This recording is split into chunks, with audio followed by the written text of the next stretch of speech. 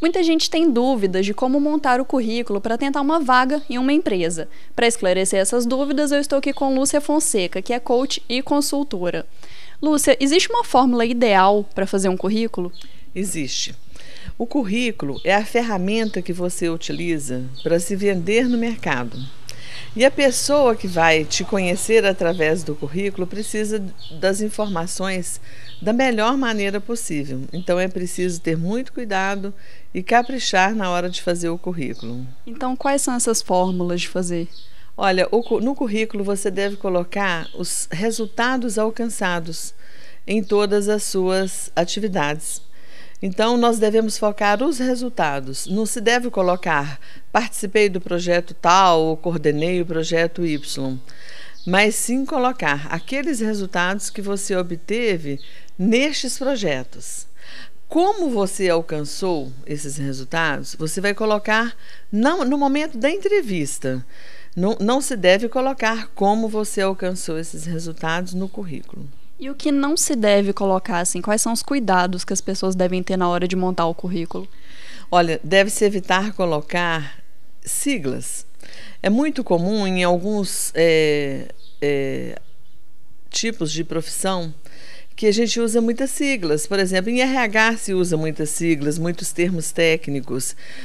Na área de tecnologia de informação existem muitas siglas, na área de automação também. E nem sempre essas siglas são conhecidas por todas as pessoas. Elas podem aparecer, porém, entre parênteses após o nome completo. Mas deve-se evitar usar as siglas. Tá? No caso de jovens que ainda não têm experiência profissional, o que eles devem fazer? Olha, os jovens, eles não têm experiência em termos profissionais, mas eles têm na linha de formação, na educação que eles tiveram. Então, por exemplo, participação em congresso, participação em seminários, comissão de formatura, estágios, trainees. Então, isso tudo deu a ele uma experiência.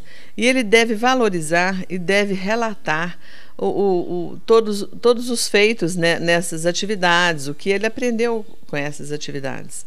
Então é muito importante focar assim, como ele chegou à formação, como ele obteve essa formação, o tempo que ele investiu nessa formação. Isso já é um indício para o pessoal de RH. E deve-se colocar o salário pretendido? Não, o salário ele nunca deve ser colocado no currículo.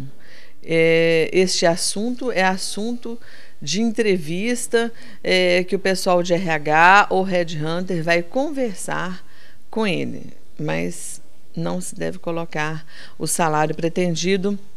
Ele pode ser negociado, a pessoa deve avaliar qual é o escopo da função que ele vai assumir para precificar, né, esse salário, mas ele não deve colocar no currículo.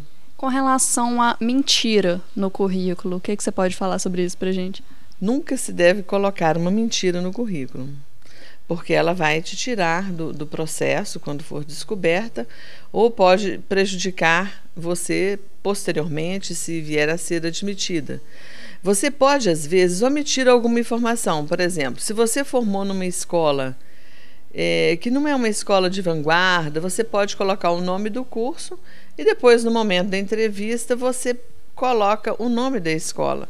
Mas se você não quer chamar a atenção para o nome da escola, é preferível você não colocar este nome da escola. Mas mentir nunca. E com relação à importância do inglês no currículo? O inglês, hoje em dia, é importantíssimo. Às vezes, para a função que você está ocupando agora ou que está pretendendo, você pensa assim, eu não preciso de inglês, eu não vou precisar, não vou usar o inglês no meu dia a dia.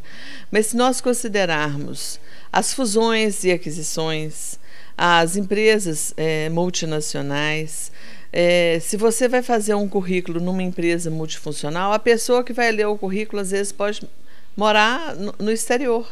E aí é importante que você tenha o seu currículo tanto em português quanto em inglês. Então, inglês hoje é necessário. Então, é importante investir neste estudo. E é necessário colocar referências no currículo? Não. As referências, às vezes, podem ser solicitadas pelo headhunter ou pelo pessoal de RH, mas então você vai informar nesse momento em que você estiver conversando com essas pessoas. E se você informar alguém, essa pessoa que você indicou como referência sua deve estar a par, né? Mas no currículo não, você não vai colocar referências. E as competências comportamentais? As competências comportamentais, elas vão ser comprovadas, checadas nas entrevistas, nas dinâmicas. No currículo não, né? Porque você vai demonstrar isso para quem está te avaliando. E se você coloca uma competência de liderança ou de negociação ou de facilidade de comunicação ou de facilidade de trabalhar em equipe, isso aí no seu ponto de vista, né? Quem está te avaliando, te entrevistando é que vai comprovar isto. Agora eu gostaria de falar sobre o corpo do currículo. O que é importante ter nele? O que é importante ter no currículo? O currículo ele pode ser cronológico ou funcional. O que é o cronológico? É aquele que você vai colocando as suas principais realizações, principalmente se você começou como estagiário, office boy, e foi crescendo como técnico, analista técnico, supervisor, gerente, diretor, né? Então você teve um crescimento na sua carreira e passou por várias empresas. Então você vai colocar em cada empresa os resultados que você alcançou. Esse é o currículo cronológico. Se você ficou muito tempo numa empresa e passou por várias funções dentro dessa empresa, então o que você vai fazer? Você vai colocar os resultados alcançados, né? E na segunda parte do currículo é que você vai colocar a empresa ou empresas que você trabalhou. Então, o foco do currículo é sempre nos resultados, nas realizações e não no como você alcançou. Então, isso é muito importante, foque nos resultados alcançados. São eles que vão direcionar a sua carreira no futuro na empresa em que você está se candidatando. Outro aspecto importante também é como fazer esse currículo chegar nas empresas, né? Então, nós temos muitas formas hoje. A primeira, uma delas é você enviar diretamente para a área de recursos humanos, se você tem um endereço, se você tem um e-mail, se você conhece alguém dessa empresa, tem facilidade de acesso a essa empresa. A outra forma é você entrar no site das empresas, existe lá um item Fale Conosco, Trabalhe Conosco, e aí você vai inserir o seu currículo nesse site. Uma outra possibilidade hoje que tem sido muito utilizada são sites de relacionamento, onde você pede pessoas para te indicar, né? Então isso tem um peso diferenciado.